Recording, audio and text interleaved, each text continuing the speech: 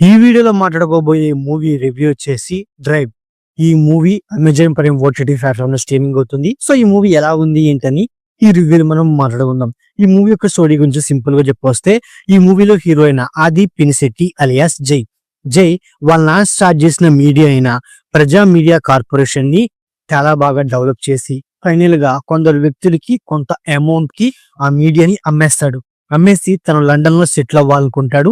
ఈ లోపు ఈ విషయం బయటపడే లోపు సో తను తన ఫ్యామిలీ కలిసి ఎవరు హ్యాక్ చేయలేని ఒక సేఫ్ ప్లేస్ లోకి పిక్నిక్ వెళ్తాడు. సో ఇలాంటి సిచ్యువేషన్ లోనే మన జైల్ లైఫ్ లోకి ఒక హ్యాకర్ ఎంట్రీ ఇస్తాడు. ఎంట్రీ ఇచ్చిన తర్వాత జైల్ లైఫ్ లో ఫేస్ చేసిన ప్రాబ్లమ్స్ ఏంటి, ఈ పాయింట్ల మీద ఓవరాల్ స్టోరీ అయితే వెళ్ళిపోతుంది.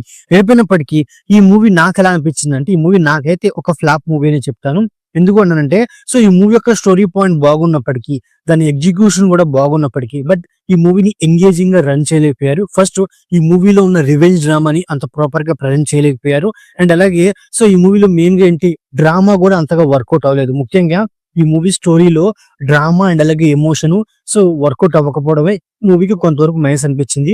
అండ్ అలాగే ఈ మూవీని స్టార్ట్ చేసిన పాయింట్ కూడా చాలా చాలా బాగుంది. ఎందుకంటే సో ఈ మూవీలో హీరో అయిన జై సో తను కోరుకున్న లైఫ్ తన కళ్ళ ముందే ఉన్నప్పుడు ఒక హ్యాకర్ వచ్చి తన లైఫ్ ని ఎలా నాశనం చేశాడు, ఈ పాయింట్ బాగున్నప్పటికీ ఈ పాయింట్ ని అంత బలంగా ఇంట్రెస్టింగ్ గా ప్రజెంట్ చేయలేకపోయారు. ముఖ్యంగా హ్యాకర్ మన జై లైఫ్ లోకి వచ్చినప్పుడు ఆ హ్యాకర్ తన లైఫ్ ని ఏ విధంగా నాశనం చేశాడు, అండ్ అలాగే తనని ఏ విధంగా భయపెట్టాడు, అండ్ అలాగే తనని ఏ విధంగా టార్చర్ పెట్టాడు, ఇలాంటి సీన్స్ అనేవి ఇంకాస్త ఎంగేజింగ్ గా చూపించుంటే బాగుండేది అనమాట.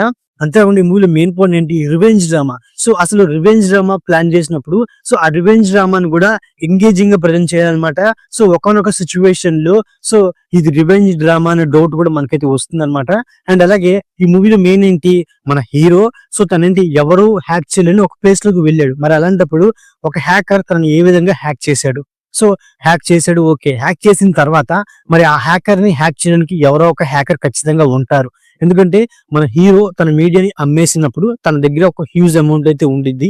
అండ్ అలాగే తనకి ఒక టీం అయితే ఉండిద్ది. సో ఆ టీమ్ తో కలిసి ఈ హ్యాకర్ ని హ్యాక్ చేయడానికి ఎవరైనా హ్యాకర్ ని తీసుకోవడము, లేకపోతే మన హీరోని హ్యాక్ చేయకుండా ఈ హ్యాకర్ ని ఆపడానికి ఏమైనా ప్రయత్నాలు చేయడము, సో ఇలాంటి వేలో ఈ మూవీని తీసుకెళ్లి ఉంటే ఇంకొంచెం బెటర్ ఉండేది అనమాట. అంటే మన హీరో వైపు నుంచి ఆ హ్యాకర్ ని ఆపడానికి ఎలాంటి ప్రయత్నాలు చేయరనమాట. జస్ట్ హ్యాకర్ వస్తాడు, మన హీరోని హ్యాక్ చేస్తాడు, తను ఏం చేయాలనుకుంటే అది చేసేస్తాడు, మన హీరో అయితే ఏం చేయకుండా ఉంటాడు. అదే నాకు అంత కన్వీనియన్స్ గా లేదు. ఇంకోటి ఏంటంటే మన హీరోకి ఒక ముగ్గురు ఫ్రెండ్స్ ని చూపిస్తారు. సో సెకండ్ హాఫ్ లో ఆ ముగ్గురు ఫ్రెండ్స్ కి ఏదో ఒక ఇంజురీ అయింది. సో ఆ పాయింట్ ని కూడా అంత బలంగా చూపించారు అనమాట. సో వాటిని ఒక ప్రాపర్ గా ప్రజెంట్ చేయలేదు అనమాట. అంటే సెకండ్ హాఫ్ కి వచ్చేప్పటికి ఈ మూవీకి సంబంధించి ప్రొడక్షన్ వాల్యూస్ చాలా చాలా లోగా ఉన్నాయి. ముఖ్యంగా ఒక పోలీస్ క్యారెక్టర్ కూడా తనేంటి సో ఈ హ్యాకర్ సంబంధించిన ఫాదర్ అడ్రస్ దొరికింది, తనని వెళ్ళి అరెస్ట్ చేస్తాం అని చెప్పే సీన్స్ కూడా సో సింపుల్ గా ఉంటే తప్పించి సో ఎక్కడ రియాలిటీగా ప్రజెంట్ చేయలేదని చెప్పుకోవచ్చు అనమాట. ముఖ్యంగా స్టార్టింగ్ 30 minutes ఇంట్రెస్టింగ్ గా సాగిపోతుంది. ఇక దాని తర్వాత మూవీ అనేది తీసుకుంటూ వెళ్ళారు. క్లైమాక్స్ లో కూడా మన హీరో వాళ్ళ ఫ్యామిలీని కాపాడుకోవడానికి చేసే ప్రయత్నాలు కూడా సోగా అనిపిస్తే ఎక్కడ ఎంగేజింగ్ గా అనిపించమని చెప్పుకోవచ్చు అనమాట. అంటే సింపుల్ గా చెప్పొస్తే ఈ మూవీలో ఏ ఒక్క ఫ్రేమ్ ఆడియన్ ని ఈ మూవీలోకి ఇన్వాల్వ్ అయ్యేలాగా చేయలేకపోయిందని ఫీలింగ్ నాకైతే కలిగింది. అంతేకాకుండా ఈ మూవీని తీసుకుంటూ వెళ్ళి క్లైమాక్స్ లో ఆ హ్యాకర్ ని రివీల్ చేసి హ్యాకర్ కిను అండ్ అలాగే మన హీరోకి మధ్య ఒక అసలైన ఫైట్ ఉండబోతుంది, అది పార్ట్ 2 లో ఉండబోతుంది అని, ఈ మూవీకి సీక్వెల్ ఉందని కన్ఫర్మ్ చేస్తూ మూవీని ఎండ్ చేశారనమాట. సో పార్ట్ 1 ని అంత సాగదీసినప్పుడు పార్ట్ 2 మీద నాకైతే అంత ఇంట్రెస్ట్ లేదు.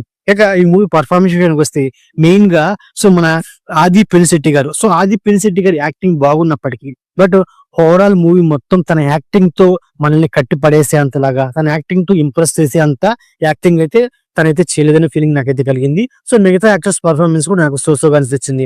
ఇక బ్యాక్గ్రౌండ్ మ్యూజిక్ విషయానికి వస్తే సో ఈ మూవీలో కొన్ని సీన్స్ కి అసలు బ్యాక్గ్రౌండ్ స్కోర్ ఉందా లేదనే డౌట్ అయితే నాకైతే వచ్చిందనమాట. సో నా పరంగా బ్యాక్గ్రౌండ్ స్కోర్ లేదనే ఫీలింగ్ అయితే కలిగింది. ఇంకోటి ఏంటంటే ఈ మూవీ యొక్క సినిమాటోగ్రఫీ, ముఖ్యంగా ఫస్ట్ హాఫ్ లో కొన్ని ప్రొడక్షన్ వాల్యూస్ కొంతవరకు బాగుంది అని చెప్పుకోవచ్చు అనమాట. సో ఓవరాల్ గా ఇదండి డ్రైవ్ మూవీ రివ్యూ. రివ్యూకి నచ్చితే వీడియోకి ఒక చిన్న లైక్, అలాగే మన ఛానల్ ని సబ్స్క్రైబ్ చేసుకోండి. Okay, thank you all.